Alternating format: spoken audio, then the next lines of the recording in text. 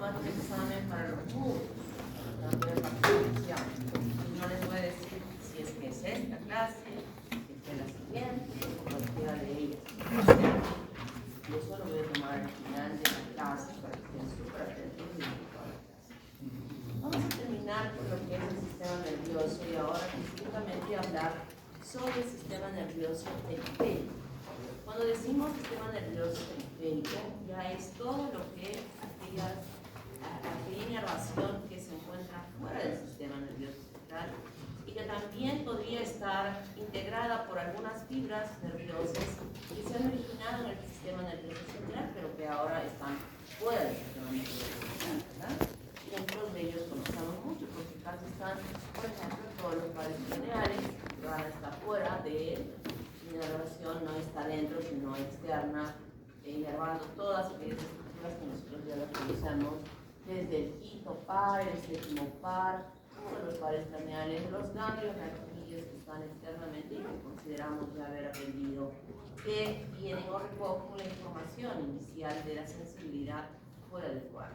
Entonces, todo eso integra el sistema nervioso periférico. Cuando hablamos de él, podemos hablar, por ejemplo, de aquellas estructuras que se han formado a partir de las células de la cresta neural. Un repaso aquí de todo ello. Cuando hablamos de tejido conectivo y en relación a la cresta del tronco, no llega a formarse absolutamente nada. Pero a nivel de la cresta craneal, sí, forma la dermis y la grasa cutánea. La córnea, específicamente cuando hablo del estroma y el endotelio corneal, porque la parte superficial de la córnea, como habíamos así explicado algo en algún momento, algo rápido, la parte superficial de la córnea se origina del epidermis.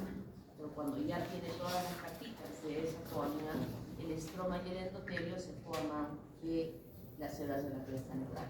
Los odontoblastos, el tejido conectivo del estroma glandular de la tiroides, de la paratiroides, del timo, todo ese revestimiento endodérmico que nosotros habíamos visto de las bolsas que daban origen a todas estas estructuras, esas células endodérmicas formaban el parénquima de estas glándulas.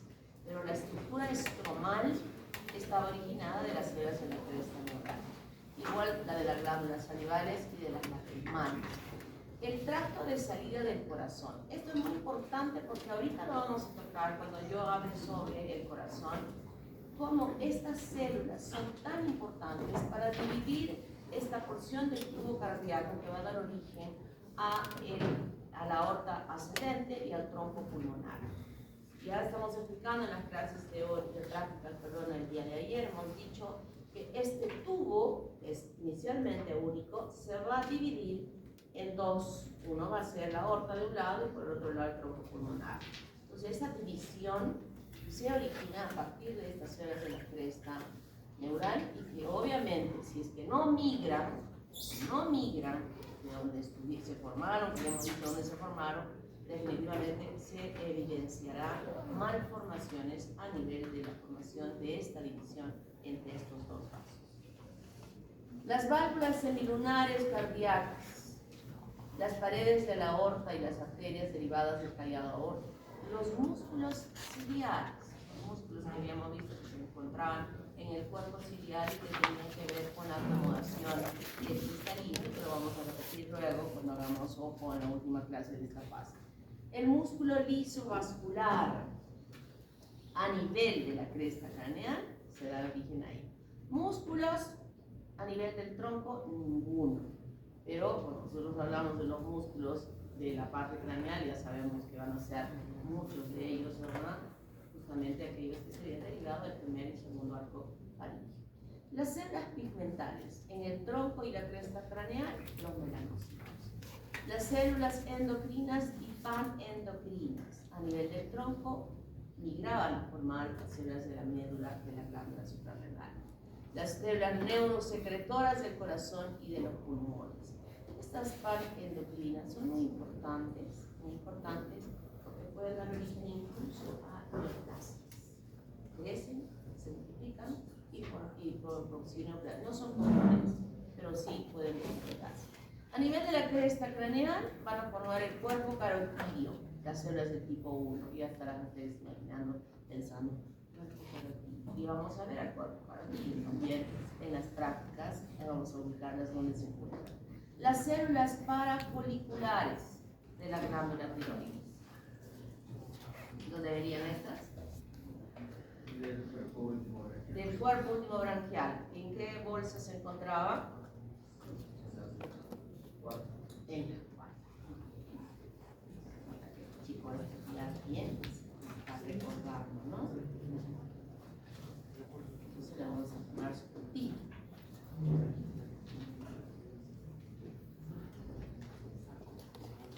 Vamos a ponerle su puntito. ¿Cómo te llamas, niño?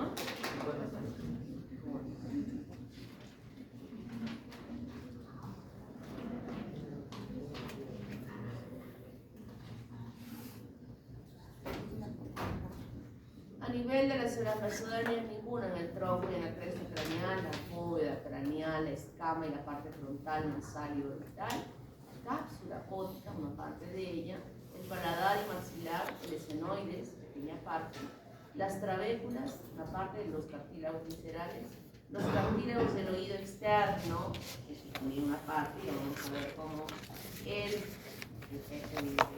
primer arco, el segundo arco van a participar en la formación de este pabellón auricular.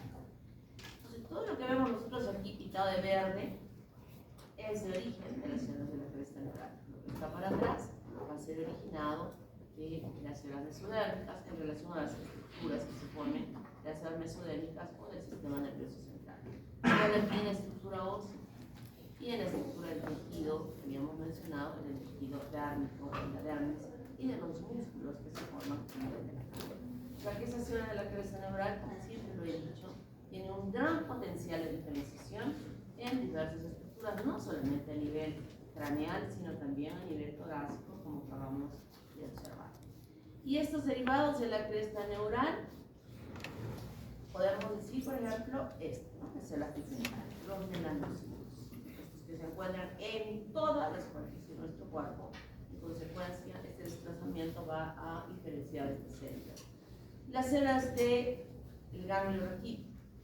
Las células, si ustedes recuerdan la histología, las células ganglionares no estaban solitas, sino también tenían un revestimiento alrededor. ¿Se acuerdan?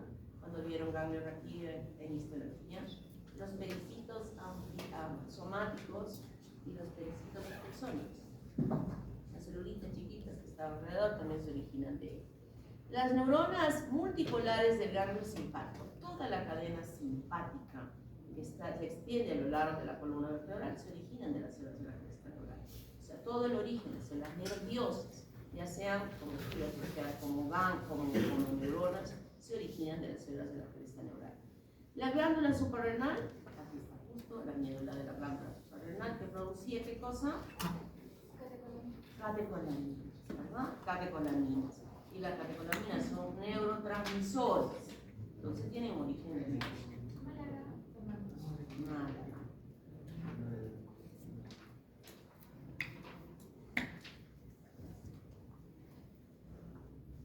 ¿Qué más tenemos aquí alrededor de los intestinos? ¿Quiénes? A ver, París. Los plexos de Meissner y Auerbach. Los plexos de Meissner y Auerbach. Bien. Los plexos de Meissner y Auerbach. Toda la inervación de estos plexos importantes en el intestino que van a actuar sobre el peristaltismo del intestino, ¿no? Y vamos a ver ahora una patología que no permite esto cuando no han migrado las células de la cresta neural. Los plexos nerviosos son grandes hepáticos prevertebrales, preaórticos, o sea, hay una cadena importante de todos ellos a lo largo de toda la extensión de nuestro cuerpo. Esto ya lo hemos estudiado muy bien. Y todas estas, desde que sale de aquí para afuera y desde que está por aquí para afuera, todo esto corresponde al sistema nervioso periférico. Es verdad que habrá algunas de estas fibras nerviosas del sistema nervioso periférico cuyo origen es central. ¿Va? Todas las extensiones motoras que han nacido acá, sus extensiones se han originado del neuroepitelio. cambio, estas que están ingresando aquí, estas no, estas se han originado de las células de la cresta neural. Entonces, para recordar aún mejor lo que han estudiado ustedes en neuroanatomía, tenemos estas raíces importantes. En relación no al sistema motor específicamente, sino al sistema motor autonómico, donde en el asta intermedia, como dijimos en la clase pasada, se encuentran estas neuronas motoras del sistema nervioso autonómico, motor. Salen desde el asta intermedia por la raíz ventral, conjuntamente con las raíces motoras normales, y se unen aquí a formar la raíz mixta, pero de aquí se separan para formar las ramicomunicantes blancas que van a hacer conexión con las neuronas que se encuentran en la cadena simpática que ya nosotros conocemos. Luego que han hecho contacto con ello, habrán algunas que van a salir, que son las ramicomunicantes grises, que se contactan con las raíces nerviosas que están llevando la sensibilidad normal y también la motricidad normal, pero son muy importantes porque serán las que van a inervar, por ejemplo, la glándula sudorípara o inervar el músculo erector del pene. Eso no lo controlamos, ¿verdad? Si estamos nerviosos, de pronto empezamos a sudar. Bueno, las personas maduras, ya ustedes no, estamos cosas no maduren, pueden controlar estas acciones. De si es que me pongo nervioso, cómo controlo, o voy a sudar, como cuando sudan ustedes, o cuando ven ustedes a la chica o el chico que les gusta, empieza a latir su corazón, ¿no? Nosotros no, o sea, no puede gustar, pero nosotros ya estamos maduros y adultos ya, ni cosquilla nos hace eso de ver a alguien. Y ustedes no, todavía no pueden controlar. Y esa inervación es muy importante, por ejemplo, en relación a la glándula sudorípara o al músculo erector. Y luego estas hacen sus otras conexiones muy importantes con otros ganglios hepáticos o también con ganglios colaterales que estarán inervando al tejido intestinal y también a los vasos sanguíneos. Y esta es la parte importante, digamos, que suden cuando ven una chica que no se importa. Lo importante es cuando inervan a los vasos sanguíneos. La inervación de todos estos vasos sanguíneos es quien controle la presión arterial. Esto es la regulación importante que alguien estaba desangrando, por ejemplo.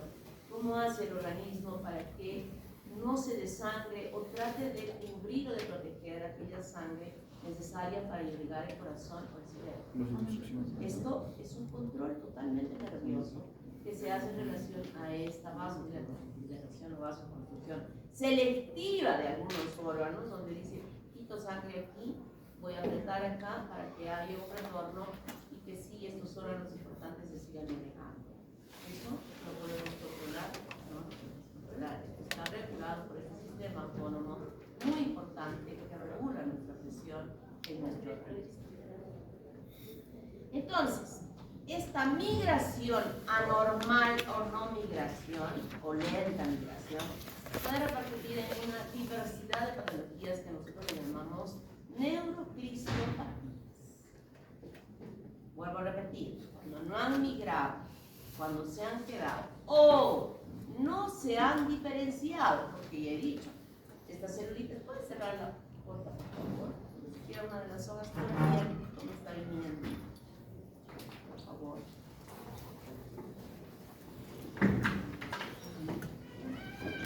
Entonces puede suceder de que no hubieron, que no migraron y que no se diferenciaron. Eso se puede traducir en diversas patologías. Por ejemplo, a nivel del tronco, que no hayan migrado las células va a producir una enfermedad que se llama enfermedad Hirschsprung o megacolon agangliónico. Esta enfermedad de ¿a dónde migraban las células de la cresta neural a nivel del tronco? Por ejemplo, al tubo digestivo. Paliza nos dijo, forman los presos del Meissner y Auerbach. Entonces no van a formar los presos del Meissner y Auerbach. Y ese niño no va a tener peristaltismo. Es un caso que lo vamos a ver en la práctica, muy importante. Entonces, al no tener peristaltismo, hay producción de heces. La primera deposición del niño se llama mecoría, pero no es evacuada. Sale de pronto un poquitito de deposición, se le revisa el ano, sí está permeable, no está cerrado, debería salir. Y de pronto en los días siguientes ya su barriguita empieza a balonarse. Se le hace un diagnóstico, se le toma la radiografía y se ve que hay una masa de heces que está impidiendo que pueda, primero que no salga y que esté retrogradamente formando gases, acumulación de masas, ¿no? Esto se llama enfermedad del Hirschsprung. Y lo que se tiene que hacer, porque el niño chiquitito, pequeñito, es abrirle en el abdomen, se hace una incisión a nivel alto para evidenciar el colon transverso. Esto usualmente se produce en el colon sigmoides, cuando ya está colocándose ahí la deposición. Entonces se hace un cortecito en el colon transverso y luego se expone externamente este cortecito para que por ahí salgan las heces. Hasta que las asas de lo que están así dilatadas alcanzan su tamaño normal, y eso va a pasar en unos meses, cuando ya esa operación la incisión se llama colostomía. Así se llama. Entonces, cuando ya se ha corregido en el tiempo, el diámetro está ya normal para poder unir al diámetro anterior. Y entonces es una cirugía que se hace en el hospital con un patólogo que tiene que estar haciendo biopsias por congelación. ¿Qué son las biopsias por congelación? Esto lo usamos cuando hay cáncer, o en este caso, por ejemplo, ¿no? Que se retira el tejido y se manda inmediatamente al patólogo, en ese momento de la cirugía, para que él congele ese tejido y con unas cuchillas especiales se corta el tejido en unas láminas tan finitas, es una coloración clarísima y se observa el microscopio. Eso es lo que se hace en estas biopsias de congelación. ¿Hay cáncer? No, ya no hay. Entonces ya, hasta ahí cortamos. Y en este caso, ¿hay celulitas de Meissner, hay plexos de Meissner y Auerbach? No hay, seguimos cortando. ¿Hay plexos de Meissner? No hay, seguimos cortando. Hasta que nos dicen, sí, ya hay plexos. Pues hasta ahí se corta y se une con el otro extremo y seguimos abierta la colostomía. Hasta que no evacúa nada ya por la colostomía, es que la cicatriz está perfecta y el niño puede evacuar normalmente a través del ano, ¿no? Es una cirugía que se hace para poder corregir este problema de no evacuación que se llega a producir. A nivel de la cresta neural, defecto de la aceptación aortopulmonar del corazón, lo que dije hace un momento, ahorita lo vamos a explicar ya en lo que corresponde. Defectos de la cámara anterior del ojo, no forma el estroma ni el endotelio de la córnea. Labio leporino, paladar hendido, ambos, esto ya lo hemos dicho. La displasia frontonasal también lo hemos estudiado.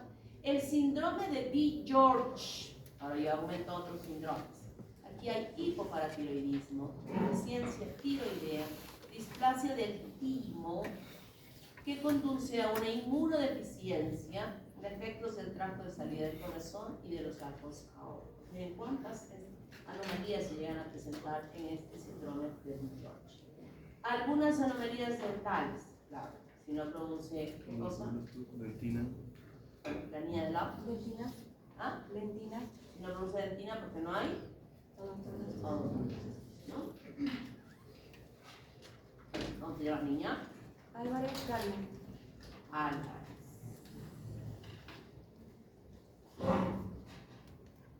Antes me aprendía rapidito los nombres. Ahora ya. Álvarez Carmen, ¿no? Sí.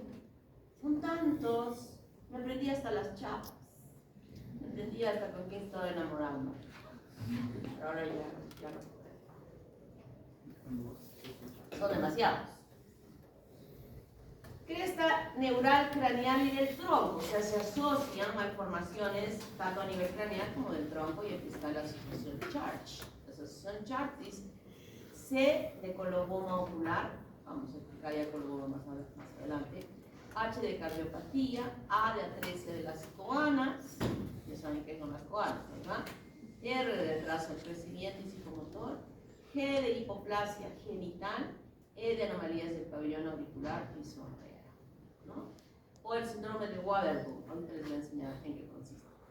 Y pueden producirse tumores y defectos de proliferación. Por ejemplo, el feocromocitoma es un tumor del tejido cromatín de la glándula suprarrenal. Es un tumor que llega a desarrollarse en estos niños. Generalmente se manifiesta cuando son niños. El neuroblastoma, igual, es una tumoración de la médula suprarrenal y de los ganglios, o también puede ser ganglios autónomos o puede ser de ambos. El carcinoma medular de la glándula tiroides, esto es un carcinoma bastante frecuente que que no solo se manifiesta cuando son pequeños, sino cuando son grandes. Es un tumor de las células parafoliculares secretoras de la que se termina en la glándula tiroides. Tumores carcinoides, esto es bastante importante y frecuente. ¿Y por qué les digo? Porque esto se presenta como un caso de una apendicitis, y se saca el apéndice, se lo opera a la persona, y algunas veces, ojalá que no muchas, suele no hacerse el estudio anatomopatológico de ese apéndice que se ha extraído.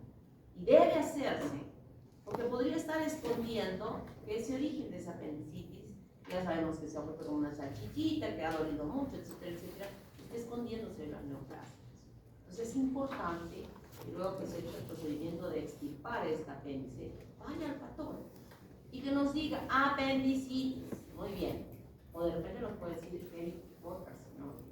Y cuando a veces no se hace esto, esa persona que ha tenido el tumor es uno de los más agresivos que hay. En el corto tiempo después de la cirugía se invade todo su organismo y muere. Lo que no pudo haber previsto si es que se hace este estudio, que hay que recomendarse. No podemos dejar de lado, debe ser algo así. Neurofibromatosis o enfermedad de von Reichenhausen son tumores que se desarrollan en los nervios periféricos, o sea, no dentro del sistema nervioso central, sino en los nervios periféricos. Yo ya he dicho que el nervio periférico es aquel que sale del sistema nervioso central y podría estar alojándose incluso dentro de la calota. O sea, no necesariamente tiene que estar fuera de la calota para hablar del sistema nervioso periférico, porque está la masa cubierta por la calota, pero ya está dentro del sistema nervioso y ha podido salirse en ese espacio, como habíamos visto, de los pares craneales. Entonces son tumoraciones que pueden producirse intracranealmente, no dentro del sistema nervioso central, sino intracranealmente, que hay manifestaciones de tumoración. O las vemos externas, no vamos a ver en una imagen. Defecto genético de las células de la cresta neural en relación al albinismo. Habíamos dicho que estas celulitas que pigmentan nuestra piel se originan de las células de la cresta neural. Pudiera ser no simplemente que no haya migrado, sino que haya una alteración en el metabolismo de esas células para la síntesis de la melanina. ¿Verdad? ¿Cómo se llama esa enzima? Antetisalamer, que da lugar ya a la síntesis y a la acción de esta enzima que puede producir pigmentos. Síndrome de Treacher-Collins. Miren, creo que no habíamos visto de Treacher-Collins cuando hablábamos de él, ¿no? Tenía hipoplasia malar, una falla aquí, micrognatia, ¿se acuerdan? No había la de colino. Diferente al síndrome de Pierre-Robin, que sí podía haber para dar el virus, pero en este caso no, solamente estamos viendo la micrognatia, que ahora ya se puede corregir con arneses que se colocan al niño, y el niño sin maxilar inferior, luego llega a tener el procedimiento que se llega a realizar en ellos, con estos arneses que se les colocan en el maxilar inferior. Síndrome de DiGeorge, que ya lo hemos dicho, miren, parecen fases normales, pero lleva tantas malformaciones, tantas alteraciones, que a veces por una de ellas se empieza a investigar y se determina que está asociado a este síndrome de DiGeorge, porque tiene defectos cardíacos, alteraciones faciales, alteraciones en la inmunidad por una hipoplasia o una displasia química, alteraciones de la hipocalcemia. Entonces cualquiera de ellas se puede ir manifestando y cuando se van asociando ya entra dentro del síndrome para poder reconocer. Síndrome de Waterloo, miren aquí, generalmente estas personas no tienen la posibilidad de gestar, pero parece ser que no era tan severa la situación, que esta señora sí pudo tener su hijo, y tienen una característica especial, ¿no? Hay grados, ¿no? Miren, en ella, por ejemplo, es una fase normal, pero es básica, ¿no? Y hay retraso mental, allá hay retraso mental. Entonces, esta aclaración de la pilosidad en el pelo es algo muy característico que se llega a presentar en ellos, ¿no? Había una bailarina que se llamaba Tongolele, que tenía un mechón blanco en su cabeza hace muchos años, y esto se parecía a... No, ella no creo que haya tenido esto, yo creo que se lo pintaba o era algo característico en él. La neurofibromatosis, el von Reichenhausen, como dije, es una tumoración en el sistema nervioso periférico que puede ser intracraneal, como este actor, que es un actor de cine, es una película de este chico, que su inteligencia es normal, pero ya había deformaciones en consecuencia de estas tumoraciones. Lo grave es que si es intracraneal pueda comportarse como un tumor que ocasiona un daño bastante severo en una persona. O es externo. Y también aquí hay grados, porque a veces solo aparecen como unas manchitas de color marrón en la superficie del cuerpo sin aparición de estos tumores. Pero otras veces está como estamos viendo en este caso. ¿Alguna pregunta hasta aquí?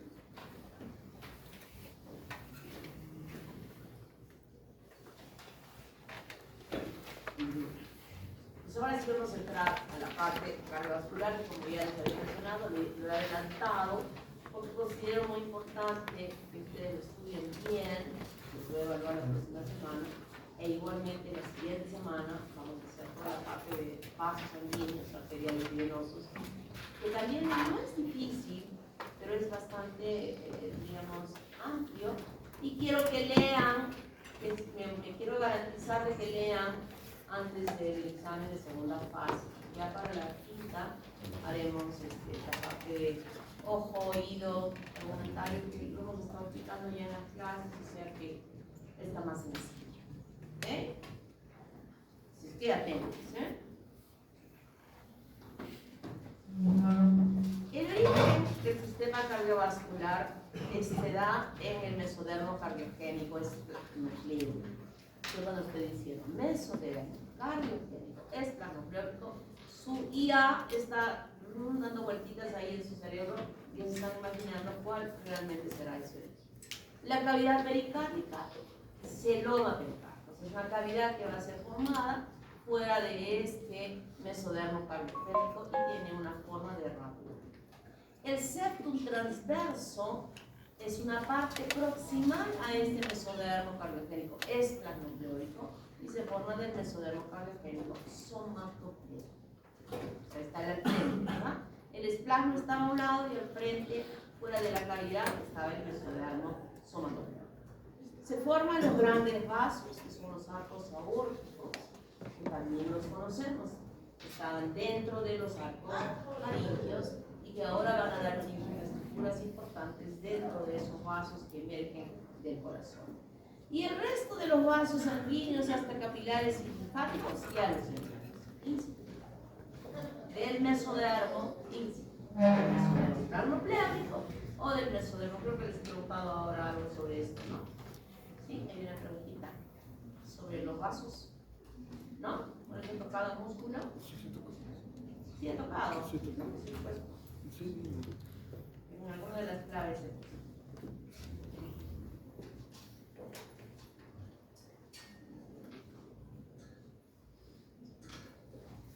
Entonces tenemos aquí nosotros. Cuando habíamos visto que la línea primitiva se formó hasta la mitad del disco embrionario y que esas celulitas empezaban a migrar, ¿verdad? Primero migrando hacia el endodermo, mejor dicho, hacia el lipoblasto, reemplazando las células del lipoblasto y formando las células del endodermo. ¿De acuerdo? Luego esas celulitas empezaban ahora sí a separar ectodermo de endodermo, ubicándose ahí, yendo, desplazándose hacia los lados, se venían hacia acá, hacia acá, hacia acá, hacia acá. La línea era hasta acá, solamente. Y de ahí se venía para acá, se venía para acá, se venía para acá, se venía para acá. Lo único que no se paró fue la membrana mucofaríngea, ¿verdad? Pero las celulitas se ubicaron incluso por delante de la membrana mucofaríngea.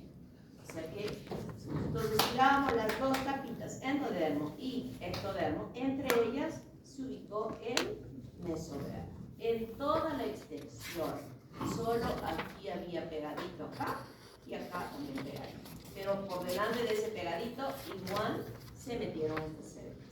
Estas células que se metieron por acá, llegaron hasta aquí, por delante de la membrana mucofaríngea, a ellas las llamamos células mesodérmicas cardiogénicas. ¿Qué significa? Que en estas celulitas que están ubicadas acá serán las que van a formar el corazón. Y cuando dijimos acá que estas células mesodérmica se había separado, luego el mesodermo lateral se abrió, ¿verdad? Y al abrirse formaba pegado al ectodermo el mesodermo somatopleórico y pegado al endodermo el mesodermo esplanopleórico. Y entre ellos se abrió una cavidad, que era el celoma. En esa parte anterior, celoma cardiogénico. A diferencia de lo que habíamos visto, que esto se cerraba aquí, estas dos hojas, y aquí está el celoma.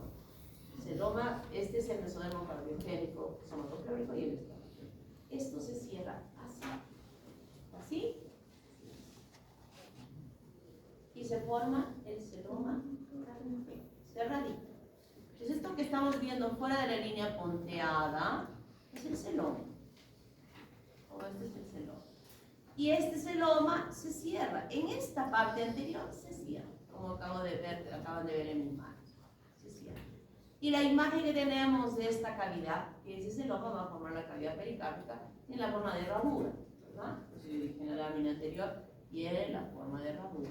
Y en los lados está el celoma que conocemos que envuelve a los intestinos y a todo lo demás más caudalmente. Esto ya un poco más amplio nos muestra esta cavidad pericárdica, el celoma que está a los lados de esta formación del corazón que se va a formar, se llama conducto pericardio-peritoneal. Este espacio que está aquí es el que se va a llenar con el pulmón, con el crecimiento del pulmón. Este conducto pericardio-peritoneal va a ser ocupado por el desarrollo del pulmón y caudalmente la cavidad peritoneal. La cavidad peritoneal. Esta linecita oscura que ya están viendo acá, está aquí, una rayita así, esa parte va a corresponder al septum transverso. Ahorita les voy a explicar cómo se llama eso. ¿Hasta aquí bien? ¿Sí? Miren, a mí me interesa que me entiendan, ¿eh? Me interesa que en esta explicación me entiendan, para que cuando lean su libro les sea mucho más fácil. Para reforzar, hemos quitado perfil de la superficie a la placa neural. Y debajo de la placa neural está la notocorda, ¿verdad? Y luego a los lados están los somitas. Y al ladito de este somita del mesodermo somítico paraxial, el mesodermo intermedio, que son estos cachitos. Y externamente el mesodermo lateral, que se ha abierto en sus dos hojas. ¿Cómo se llamará esto? Somatopleórica. Ahí está, esta pleórica y este es el celoma. Un cortecito más arriba nos sigue diciendo igual. Un cortecito más arriba ya nos está mostrando al mesodermo esplanopleórico, donde yo había dicho en la primera diapositiva, se forma el mesodermo cardiogénico en el mesodermo esplanopleórico. Estos tubos cardíacos se llaman primitivos, miren este y este tubo. Luego, si seguimos otro corte más arriba, estamos viendo que, miren, desde acá ya se cerró. Celoma cardiogénico, se cerró. De este lado también se cerró. Como es en herradura, aquí ya se cerró. Y en el espesor del mesodermo esplanopleórico, ¿qué estamos viendo? La formación de el tubo. Un tubo cardíaco que, miren, está terminando aquí, no sé si los que están atrás puedan ver, pero acá hay unas como unos puntitos que están hacia adelante, así, como que terminan en dos cachitos. Entonces, ¿dónde se forma el tubo cardíaco? En el mesodermo esplanopleórico. Acá está, miren, no les estoy engañando. Mesodermo esplanopleórico. Son dos tubos cardíacos que se han formado originalmente en la formación para este corazón. Dos tubos, no es uno, son dos. ¿Y dónde se forman? Ya tenemos un corte longitudinal. Aquí está la placa neural. Esta es la membrana bucofaríngea. Yo he dicho que esas células mesodérmicas se han ido por delante de la membrana bucofaríngea. Entonces se formó acá adelante. Pero ahora nuestro corazón está acá. Acá. Nuestro corazón está acá. Entonces, ¿qué va a pasar con mi corazón que estaba aquí formándose estos dos tubos cardíacos por encima de la membrana bucofaríngea? hace este giro y se va a ubicar aquí, en el pecho, ¿no? Bien, aquí está girado. Aquí está el tubo cardíaco. Esos dos tubos que en esta imagen ya parece que se han fusionado. Y esa es la cavidad, que es el celoma cardíaco. Y aquí están los dos tubos que se originaron en el mesodermo esternocleidomasto. Y que ahora está haciendo ese giro para ubicarse acá. Se va a ubicar aquí, el corazón. Ese esbozo de corazón que hemos visto desde el principio en las láminas que hemos visualizado en las prácticas, ¿se acuerdan? Había una cosota así hacia adelante. Ese se ha formado cuando ha hecho este giro ya, toda esta estructura formada cefálicamente hacia aquí. Miren las paredes del saco vitelino. ¿Qué hay? Islotes. Islotes de celulitas que se van formando, que son los islotes sanguíneos de Wolf y Panter, que se los voy a explicar. Igual aquí, miren cómo se está formando aquí, esto ya lo conocemos, todo eso, cómo se van formando esos vasitos a ese nivel. Mesodermo es plasmúcleo. Y en ese mesodermo plasmúcleo se forman estos acúmulos de células angiogénicas. Ese tubo cardíaco, ¿de dónde se originó? Se originó de un montón de estas celulitas, de estas, montoncitos de celulitas, que luego las celulitas van dejando caer o organizándose como circulitos, dejando caer algunas células en su interior. Ahora estas que están así se juntan y se forma esto. Y otras con otras se forman, y así se formaron estos tubos cardíacos. Originariamente de estos acúmulos de células angiogénicas. Y nosotros tenemos un corte acá y ya vemos cómo estos acúmulos angiogénicos que se encuentran en el mesodermo plasmúcleo cardiogénico serán quien den origen a esos dos tubos que ya los hemos visto anticipadamente en una diapositiva anterior. Así se forman estos dos tubos cardíacos que se encuentran en la parte cefálica. Y lo tenemos acá. Bien. Aquí están las células mesenquimatosas orientadas molecularmente a decir, ustedes son las que van a formar los vasos sanguíneos. Ah, ya. Entonces, nos vamos a agarrar de las manitos. Y las que quedan atrapadas dentro del círculo son las primeras células sanguíneas que van a formarse. Es decir, las primeras células que van a formar los glóbulos rojos embrionarios son los que quedan atrapados dentro de este islote que se ha llegado a formar. Con un núcleo. Las células sanguíneas, los glóbulos rojos embrionarios tienen un núcleo, que están viendo acá. Y entonces, como les decía, ahora estas se agarran y ahora tienen ya una cosita más larga. Y así sucesivamente se van alargando, conteniendo en su interior células sanguíneas, y de esta manera se forma todo lo que veamos de vasitos, que todo el embrión se forma de esta manera, todos, formando vasos y formando en ese momento. ¿Hay hueso en ese momento para que formen las células de la sangre? ¿Hay hígado para que formen las células de la sangre? No. En este momento esta es la forma, y las paredes del saco vitelino cumplen un rol hematopoyético importantísimo en este punto de desarrollo del embrión, porque ahí toda la pared del saco vitelino está llena de estos islotes angiogénicos para la formación de la sangre. ¿Cómo estamos viendo acá? Entonces ya tenemos aquí esto que es los tubos cardíacos. ¿Bien? Y atrás ya habíamos visto cómo se habían formado las aortas dorsales también, ¿verdad? En los cortecitos anteriores, atrás están las aortas dorsales. Este es el sistema circulatorio en las tres hermanas, donde existen dos aortas dorsales que están conectadas a las arterias umbilicales. Y acá adelante están los dos tubos cardíacos, que en la parte posterior están unidas. Inicialmente hay dos venas umbilicales, pero acá ya vemos que hay solamente una vena umbilical. Y todas ellas están conectadas a esta red capilar, red de vasos sanguíneos, que están aportando glóbulos rojos para que puedan circular ya en el interior de esas estructuras que inicialmente se han formado. Acá todavía no hay corazón. Sin embargo, ya nos estamos asegurando con estas vellosidades terciarias que se han formado de que ya puede haber un recambio de oxígeno y CO2 y sobre todo un recambio nutricional también. 4 semanas. Ya en las 4 semanas, esos 2 tubos que estaban solititos murieron. Sí, estaban 2 tubos cardíacos, ahora se han juntado y es un solo tubo cardíaco. Pero un solo tubo que no se une en toda su extensión, porque miren, acá está. Hasta aquí está unido ya los dos, pero en esta parte está como separadita, estos tubos cardíacos totalmente independientes. Y en la parte caudal también están juntas, este es el tubo cardíaco, todo esto es el tubo cardíaco único. Y atrás también siguen separados en aquellos cuernos que salen del seno venoso y que estamos viendo en la práctica a esta semana, de la primera práctica de esta semana.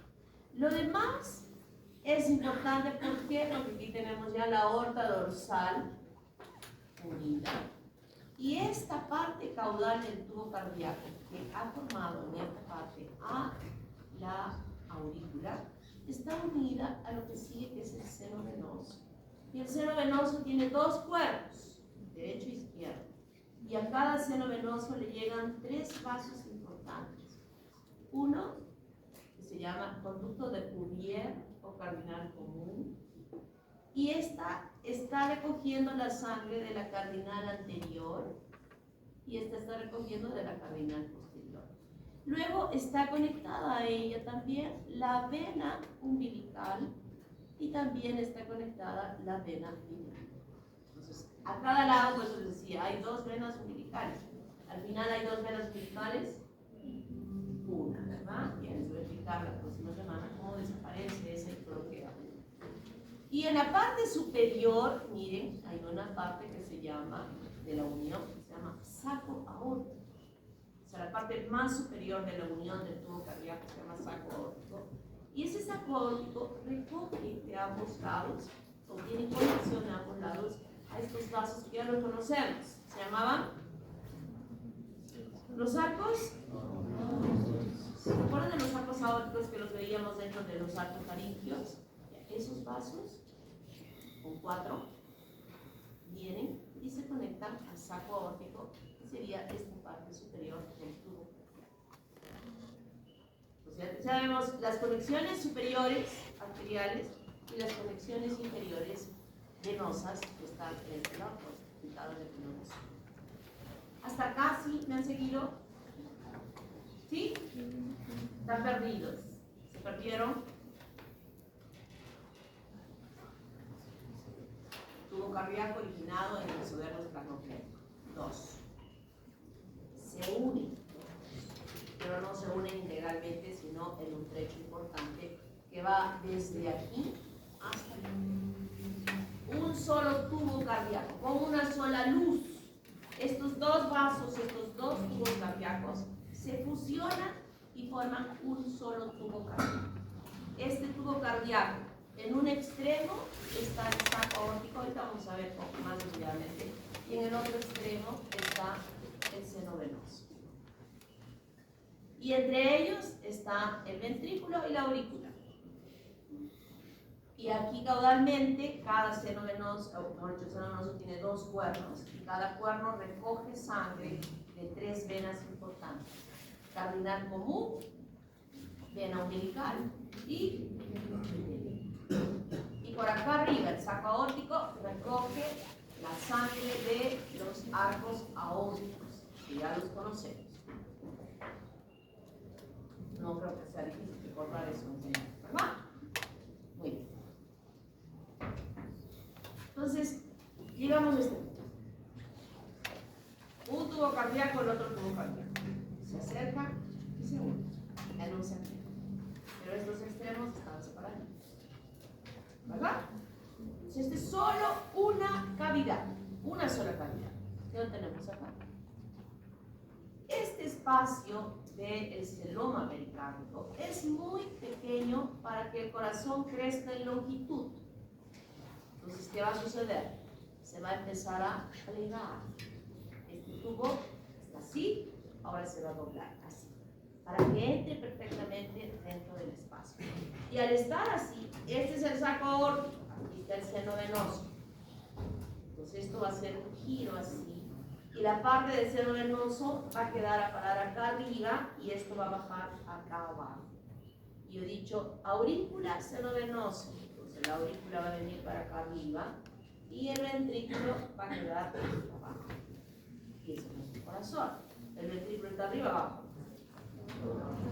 Y la aurícula.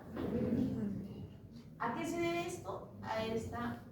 A este pliegue que se ha hecho, que ha dado la vuelta.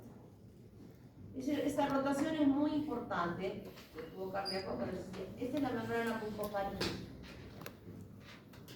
El corazón se había formado acá, ¿verdad? Ahora encima de la membrana pulmonar. Y ahora esto va a girar para acá. ¿Dónde se formó el mesodermo? Esta. ¿Y al frente qué mesodermo hay? Somatopleórico. Y el somatopleórico aquí, en este dibujo, que lo van a ver bien en su pantalla, en su computadora, que aquí no se ve muy bien, creo que sí. Esto que está aquí, estos puntitos que están pintados aquí, son de color azul. Miren, estos puntitos que están acá son de color azul. Y estos puntitos de color azul corresponden al mesodermo somatopleórico, porque en el esplanopleórico se ha formado el tubo cardíaco. Está siguiendo con los puntitos azules, ¿verdad? Entonces esto va a girar y va a girar, miren cómo va girando. Ya la membrana mucofaríngea está acá, la placa neural está creciendo, está viniendo para acá. Estos son los puntitos azules, miren, mesodermo, somatopleórico, el espacio del celoma cardiogénico y el tubo cardíaco. Miren cómo está girando, miren cómo está girando. Hasta que gira. Ya se ha plegado lo que les decía, se tiene que plegar, el tubo no puede estar estirado, si no se va a plegar.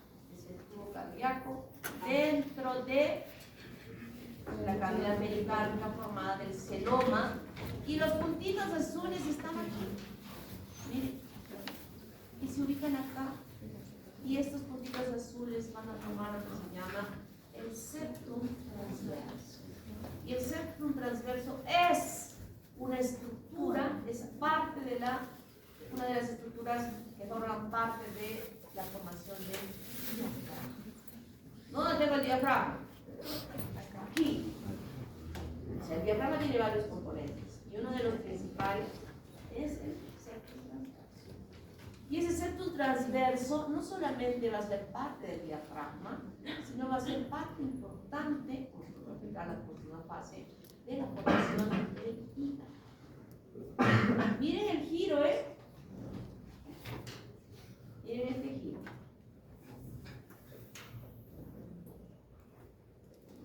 Digo, forma parte importante del diafragma. Ya sabemos que el diafragma está por debajo del corazón. Sabemos que el diafragma está por debajo de los pulmones. Y el tremendo giro que hacen estas celdas del mesodermo cardiogénico somatopleórico para formar el diafragma. Puedo hacer aquí, sobre esto que acabo de decir, puedo hacer 800.000 preguntas, pero me las van a responder y me había entendido. ¿Entendieron? ¿Sí? ¿Qué puedo decir? El mesodermo somatopleórico cardiogénico da origen a. ¿Qué me responde? Diafragma, a estroma hepático, va a ser parte del estroma hepático. ¿No? Puedo decir al revés. Y puedo decir, así me ocurre, ¿no? El hígado no tiene células estromales. ¿Cuál es la causa? Que no migraron las células del mesodermo somatopleórico. Ojalá esa pregunta, ¿no? Porque si no viene, porque parte de que dirija este desplazamiento a que el corazón se encuentre aquí es, o sea, cumple un rol importantísimo el tejido que hace el cerco transverso para ubicar el corazón en su posición. Entonces, vean de dónde nació ese cerco transverso y cómo se ubica allí. Para entender mejor, y así es, con esto me entienden, ya lo regreso a la pregunta. Y el doctor Vargas ha dicho, envíenmelo, doctor, yo los voy a recibir con mis brazos abiertos. Yo los recibo con mucho cariño. De hecho, yo creo que ellos no quieren regresar. Algo les has hecho. Bueno, miren. Los somitas que se encuentran supracefálicamente, les llamamos siempre somitómeros. ¿No? Son somitas cefálicas. Y nosotros tenemos aquí a los lados al mesodermo somatopleónico cardiogénico y el mesodermo esternopleónico cardiogénico. Y entre ellos se cerró y hay un celón, una cavidad que va a ser o va a formar la cavidad pericárdica, ¿verdad? Por debajo de él, ¿qué cosa hay? Endodermo. El endodermo, esto amarillito que está pintando aquí, es endodermo. Luego empieza a plegarse. La plegadura es muy importante porque lo que quiere es ahora unir a estos tubos cardíacos. Entonces va cerrándose. Va cerrándose. Va cerrándose. Este es el surco neural acá encima de la placa neural. Va cerrándose y ahora los tubos cardíacos se están aproximando. Se están acercando en la línea media. Aquí, al hacer esto, miren, al jalar esto, este endodermo está cerrándose. Y va a formar justamente la faringe. Está revestida de endodermo. Claro que en el piso, el día giró, vamos a ver que los arcos faringes se van a desarrollar y van a desarrollar todas las otras estructuras. Pero aquí ya se está cerrando. Finalmente se juntaron. Bien, se juntaron. Esto que está de verde es mesodermo, es planopleórico. Todo lo que está de verde es planopleórico y lo que está de color lila es el somatopleórico. Se juntaron, se aproximaron y forman un solo tubo cardíaco. Así se acerca. Un solo tubo cardíaco. Y ahora se están aproximando aún más. Este mesodermo planopleórico se está cerrando más. Y finalmente ya se cierra y se individualiza el tubo cardíaco dentro de la cavidad pericárdica. Rodeados completamente, porque esto va a seguir girando, rodeados completamente del mesodermo somatopleórico. Y entonces, ese mesodermo esternopleórico va a formar el endocardio, va a formar el miocardio y va a formar el pericardio visceral. Y aquí se forma esta cavidad pericárdica que nosotros conocemos en el plano anatomía, que es una cavidad virtual, ¿verdad? Está bien pegadita a las dos partes. Y el pericardio parietal se forma ¿de quién? Del mesodermo somatopleórico. Y esta secuencia, esta imagen la tienen en sus diapositivas. Entonces ahí tengo les cuelgo todo, les cuelgo clases, les cuelgo grabaciones. ¿Qué no les cuelgo? Y cuando fue lo del licenciamiento internacional, que pedían los que evaluaban y decían, a ver, ¿qué son? Microbiología, embriología.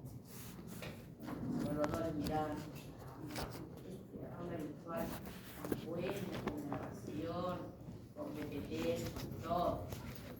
Y para otra cosa. ¿Quién es esa aula virtual de biología?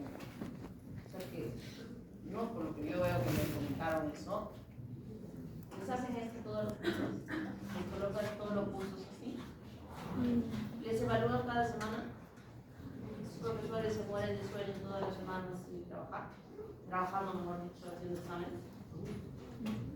¿Sí? ¿Todos? ¿Todos hacen eso? espirituales para que cajeen muy bien. ¿Cómo es?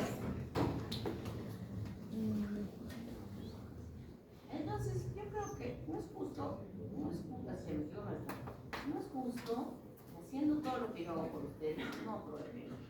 No les gusta. ¿Es justo? Fabricio, ¿es justo? Para mí, o sea, ¿cómo me siento yo cuando veo esas notas horrorosas que hacen?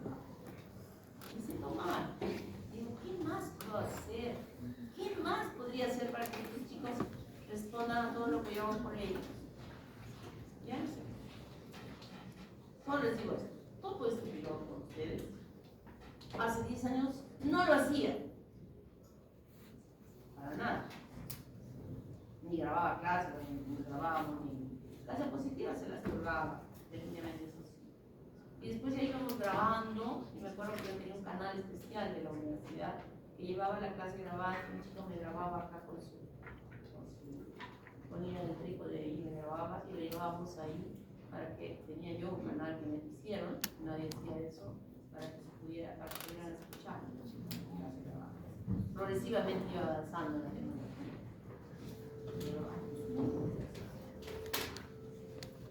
Entonces esta fase sí me van a dar decir gracias como una buena nota. Por favor. Por favor. ¿Y se han inscrito en la Carta de refuerzo? Inscríbanse, chicos. Ayuda. El 95% de chicos que hacen la Carta de refuerzo y que solo medicina he permitido que se haga para el tercer semestre, el 95% aprueba, así como buena nota. Así es que no sean tontos.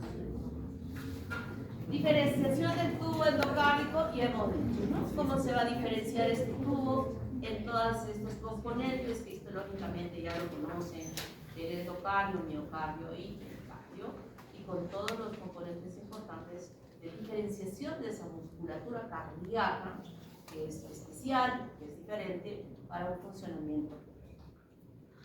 ¿Cómo se va uniendo los dos tubos, forman un solo tubo y luego se dobla para permitir que la aurícula esté aquí arriba y el ventrículo quede acá y esté en la imagen que tenemos del corazón? Y dije que estas partes no se llegaban a cerrar, que van a estar conectados con estos arcos aórticos posteriores.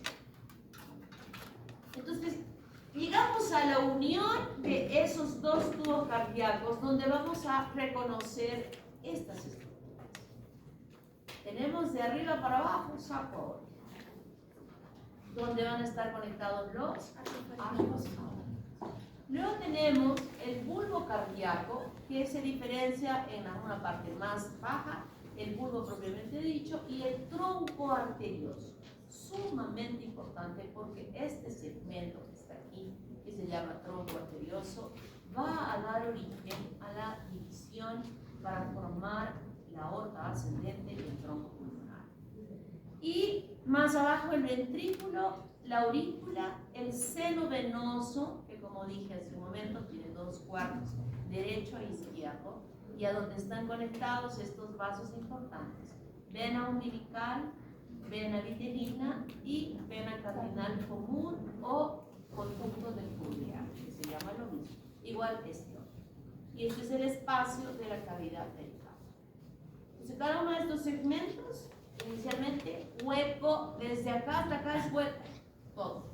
No sabemos que no, porque el corazón tiene sus cuatro cavidades que están separadas, ¿no? Esta es la plegadura, miren, el bulbo cardíaco luego va subiendo, va subiendo, va subiendo, va subiendo, miren, aquí la aurícula va a subir y al final va a ver, como yo les digo en la práctica, se ve como los burros cuando cargan los sacos que les ponen a los lados, y las dos aurículas quedan de un lado y del otro lado. Y entonces nosotros tenemos aquí el tronco arterioso, el cono arterial y esta porción trabeculada del ventrículo derecho, que es parte de, o sea, el bulbo que tiene una parte en formar también el ventrículo, y arriba quedan las aurículas. Y en esta imagen lateral, miren, tenemos acá el seno venoso con su cuerpo. Entendido esto, ¿verdad? Ese plegamento tratamiento de tubo cardíaco, entonces, ¿qué nos muestra? Cortamos por la mitad, hemos dicho que solo es una cavidad. Bulbo, ventrículo, aurícula.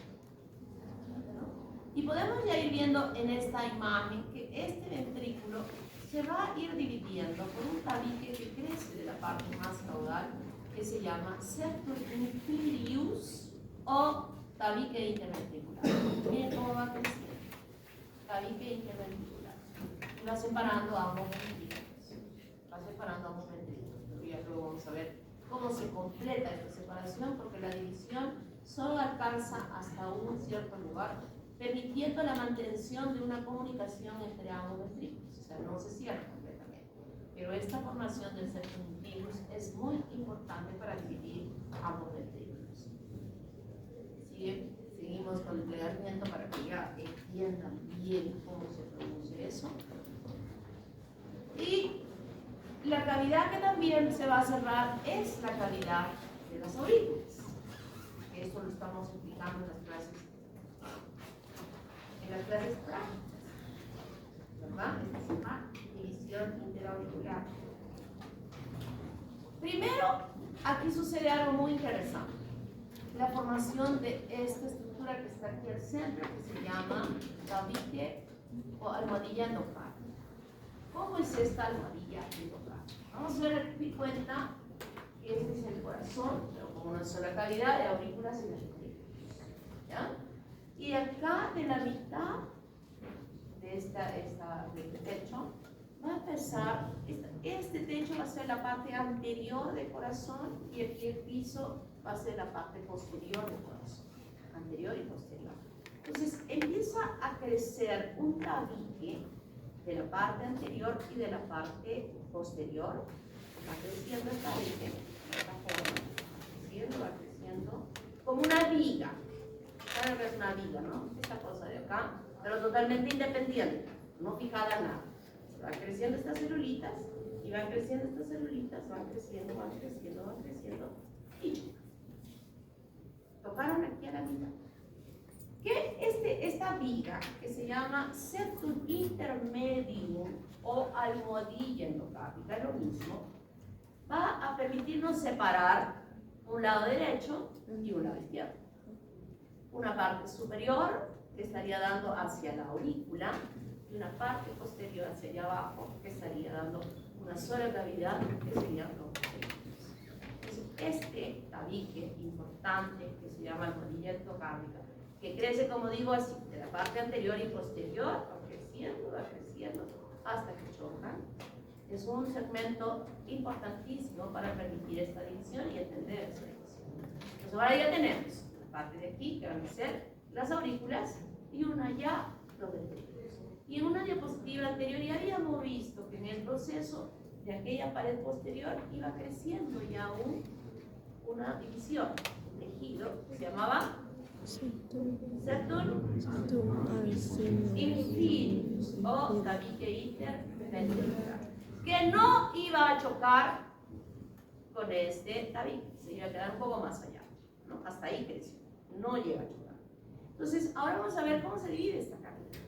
Entonces, por aquí va a caer una cortinita a la mitad, va cayendo la cortinita, va cayendo la cortinita, separando ambas cavidades, pero no llega a chocar al septum intermedio o a la almohadilla endocárdica y queda un espacio entre ambas. Eso se llama osteo. Del lado derecho, este es el izquierdo y el derecho, del lado derecho vuelve a crecer de la parte anterior y superior otra cortinita. Va creciendo la cortinita, va creciendo. Y en el transcurso, aquí está el septum primum y aquí está creciendo el septum secundum. Pero cuando está creciendo, esta membranita, esta cortinita empieza a envejecer. Se empiezan a formar como unos poros, como una tela vieja, que luego estos huecos, como esos pantalones que usan ustedes todos rotos, como que se junta y se forma un gran orificio.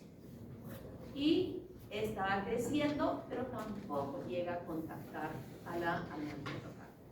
Pero este pedacito de cortina del septum primum sí sigue creciendo y choca a la almohadilla endocárdica y borra el osteo primum.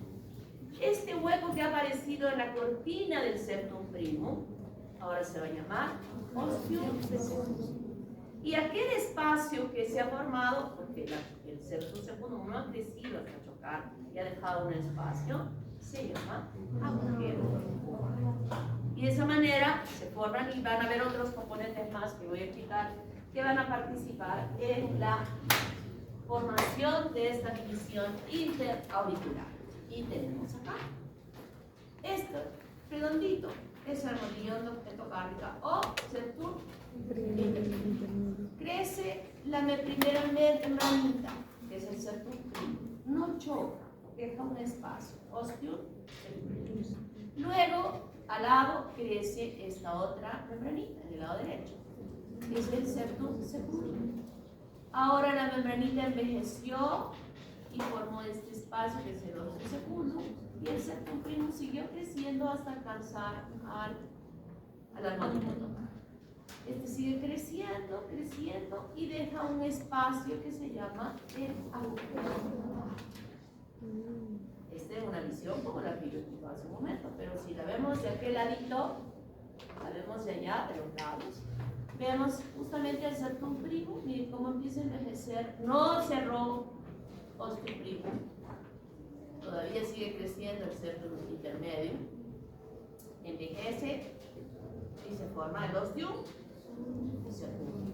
Crece el septum secundum, va creciendo el septum secundum y deja este huequito acá. Se llama agujero cuboidal. Y detrás, miren, aquí hay una sombrita punteada. Está diciendo por acá atrás está el ostium secundum. Las membranas no están así, ¿eh? Las membranas están así separaditas. Estas membranas separaditas permiten que si esta parte de aquí es hasta acá este agujero oval, ¿no? Y acá mi mano es el ostium secundum, la sangre puede pasar por el agujero oval y se mete por el ostium secundum. No está cerrado. ¿Y por qué no está cerrado? Porque la presión que hay aquí es tan intensa que puede empujar al septum secundum hacia acá. Entonces mantiene esta separación siempre abierta, permitiendo que la sangre fluya de esta manera. O sea, que ingrese por acá y que luego pase por allá. Que ingrese por acá y pase por acá. Aquí en el dibujito pareciera que estuvieran juntas, pero en realidad no es lo que están. Están separadas. Hasta el momento del nacimiento. ¿Ok? Hasta el momento del nacimiento. ¿Cómo se llama este? Armadilla endocárdica o septum intermedio. La viga, importante. Septum primum. Este orificio inicial, ostium primum, que se cierra. Este va a seguir creciendo y se va a cerrar cuando esta membrana envejezca y forme el ostium secundum. Lo mismo. A veces les pongo esto para quitarlas por repetición. Bien, como va bajando. Aquí es como se está formando el tabique de esta división del septum intermedio. Ya se formó el septum primum. Aquí está envejeciendo la telita, ya creció el septum primum hasta chocar y el septum no se formó bien completo. Septum intermedio. Aquí está. Viene la sangre y empuja y se va para allá. Ojo, esta sangre no toda va para allá, también se viene para acá. Por si acaso, también viene para acá.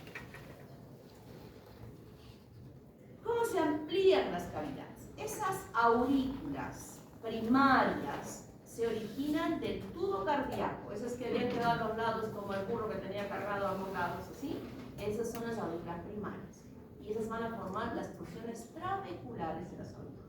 Pero las porciones lisas de las aurículas se forman por otras estructuras. Por ejemplo, la formación lisa de la aurícula derecha se va a producir por incorporación del seno venoso derecho. Lo tenemos acá. Esas son las aurículas, porciones lisas, chiquitas, pequeñitas, pero ahora se van a ampliar. Cuando el seno venoso forma parte, ese seno venoso Aquí en el corazón no hay apoptosis. Aquí todo ese tejido que formó parte del tubo cardíaco se incorpora para formar parte de las paredes de estas aurículas, derecha e izquierda, en sus porciones lisas. Y aquí estamos viendo bien cómo va metiéndose el seno venoso. Progresivamente el seno venoso sigue metiéndose, y va a formar incluso las aperturas de la vena cava superior y la vena cava inferior. Y por acá está introduciéndose también el dicho derecho, y la izquierda va a ser parte de la formación del seno coronario, que se va a abrir también en la aurícula derecha y va a tener su valvita, la de Tebecio, ¿se acuerdan? Y en el caso de la valva de Eustaquio, es la formación justamente de la valva correspondiente a la vena cava inferior, que estamos visualizando en este ejemplo. ¿Y cómo se incorporan las venas pulmonares? Inicialmente la vena es una sola, está conectada a la aurícula, pero sabemos que hay 4 venas que se incorporan a esta aurícula. Y tenemos esta, ¿sí? Una sola, 2 cuernitos acá, y luego este tejido que formó todo ello va a ser introducida, incorporada a formar la porción lisa de la aurícula. Uno, yo digo siempre, es como prender una velita y la vela se consume, y en el plato donde hemos puesto la vela se extiende la cera, ¿verdad? Igualito. Supongamos que aquí hemos prendido la velita y está extendiéndose, consumiéndose la vela, pero ahora toda esa cera está formando parte de la pared de la aurícula izquierda. Y el seno venoso sigue, miren, sigue metiéndose. Todo lo rosadito que está pintado acá corresponde a ser parte del seno venoso derecho. Miren más amplio. Aquí se consumió y aparecieron las dos bifurcaciones que tenía la vena pulmonar. Y aquí las 4. Y toda esta pared de este color es la pared de la aurícula, de la porción lisa de la aurícula izquierda, que se forma por la incorporación de las venas pulmonares. Y en el lado derecho, por la incorporación del seno venoso del lado derecho, y también parte del cuerno del lado izquierdo en la formación del seno coronario que se está abriendo. Todo lo que está de rosado y tenso, incorporación del seno venoso, aquí rosadito, incorporación de las venas pulmonares. ¿Y cómo se forman las valvas? Las valvas, en el caso de esta división interauricular, interventricular, aquí, estas valvas, las válvulas de la mitral y la periférica, se forman por proliferaciones subendocárdicas. Proliferaciones subendocárdicas, que a su vez van a formar también estas cuerdas tendíneas que van a estar conectadas a los músculos papilares. Importantísimo, porque cuando la sangre cae aquí, estas cuerdas tendíneas la sangre cae y las cuerdas tendíneas van a jalar para que cuando se llene de sangre los ventrículos no suceda esto, que la sangre empuje y la sangre retorne a la aurícula. Las cuerdas tienen sus cordoncitos que las mantienen ahí fijas, puestas, para que esto no suceda. Y en el caso de las valvas sigmoideas, son proliferaciones subendoteliales. Subendocárdicas, subendoteliales. ¿Cómo se llegan a formar? Y la tabicación interventricular, ya dije hace un momentito, se producía por un crecimiento de un septum inferius, ¿verdad? Iba creciendo, pero no llega a completar completamente. Sigue creciendo, aquí está bien. Este es el septum inferius, cuando llega creciendo, sigue creciendo, pero llega solamente hasta acá. No cierra. O sea, tiene un borde cóncavo que está proyectándose hacia este cono arterial importantísimo. Se va a dividir, he dicho, el tronco. Falta un minuto, niñas, por favor. Se divide por las células de la cresta neural que han migrado aquí para formar 10 crestas curvadas, derecha e izquierda. Esta división es muy especial porque crece en espiral, se forma en espiral. Y estas crestas vulvares van a, en la parte más caudal, van a ser parte de la división interventricular. Aquí está la armonía endocárdica y finalmente van a cerrar esta luz entre el ventrículo derecho y el ventrículo izquierdo con la participación de las crestas vulvares inferiores, más la armonía endocárdica, más el septum inferior. Este septum inferior es el que va a formar la división muscular del tabique interventricular. Y estos tres componentes van a formar la porción membranosa del tabique interventricular. Las fallas de comunicación que puedan producirse posteriormente generalmente están relacionadas a una falla de la división membranosa del tabique interventricular. Y nos vamos a quedar